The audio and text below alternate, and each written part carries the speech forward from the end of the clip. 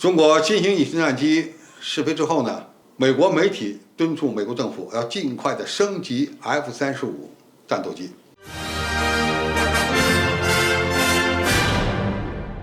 观众朋友、网友朋友，大家好，我是付建绍。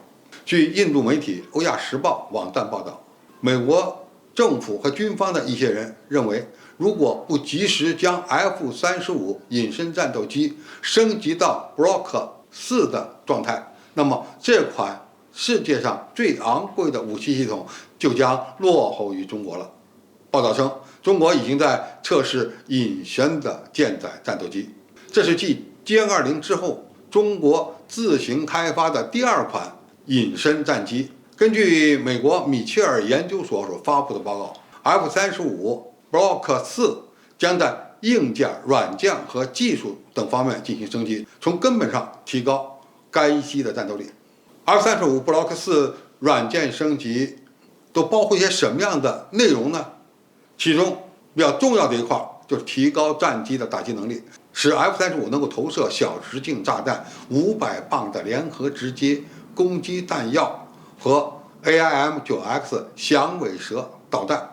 那么从中我们可以看出来，现在虽然 F-35系列战斗机已经装备了美国空军、海军、海军陆战队和其他的一些盟友国家，但是一些主要的弹药它还不能够挂载和使用，这恐怕就是一个很大的问题了。也就是说，他们根本就不具备全面的作战能力。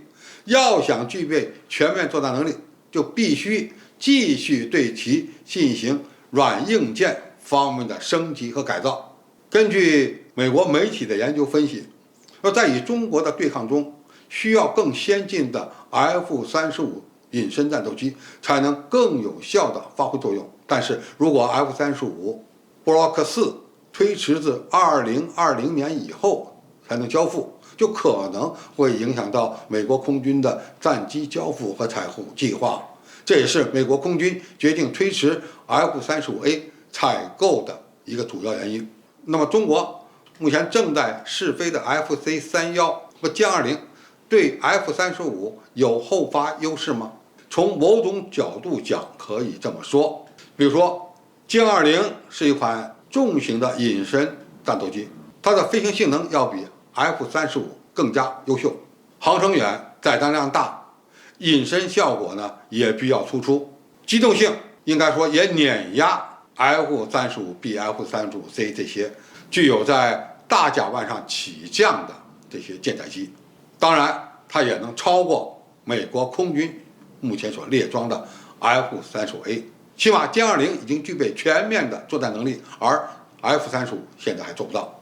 那么 FC-31和 F-35相比又如何呢？从它的起降重量来看，二者的吨位相当，只不过 F-35是单发的， FC-31是双发的。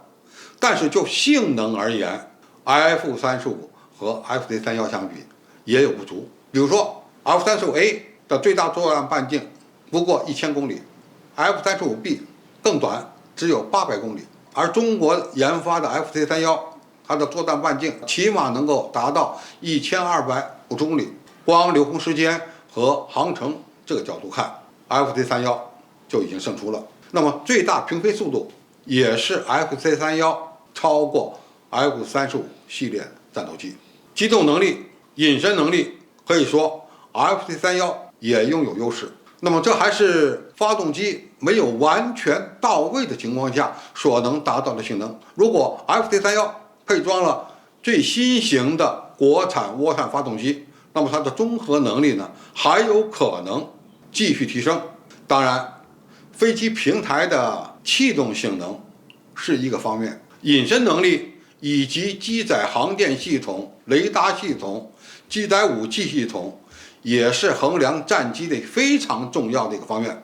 那么从隐身这个角度讲， FC-31由于它的外形非常光顺，在几年时间内呢，我们的飞机设计人员对 FC-31的各个细节做了精确化的设计和修改，最终呢使它的雷达反射前面进一步降低。可以说从雷达隐身这个角度讲， FC-31已经超过了 F-35。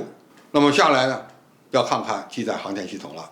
F-35之所以比 F-22强的地方，主要是在它的机载雷达、综合航天系统和综合孔径系统，能够保证它360度的探测外界的战场环境，因此它的战场态势感知能力远远超过美国的 F-22重型隐身战斗机。那么 F-35有的这些先进技术 ，FC-31会有吗？我们现在还看不到细节，但是可以从歼20的身上看到 FC-31后续的发展方向。比如说有源相对雷达 ，FC-31肯定会配备的。红外搜索跟踪系统，从试飞的平台上我们已经看到装设了，这一点和 F-35基本相当。那么综合孔径系统呢 ？F-35有，歼20也有，移植到 FC-31上并没有什么太大的困难。因此，从机载电子设备这个角度讲 ，FC-31也不会比 F-35差。因此还有可能呢，因为后续开发它具有一定的后发优势。关于机载武器系统，可以说美国战机现在携带的空空导弹和空地导弹，我们的歼20和 FC-31都能够挂载，某些方面可能还稍微胜出。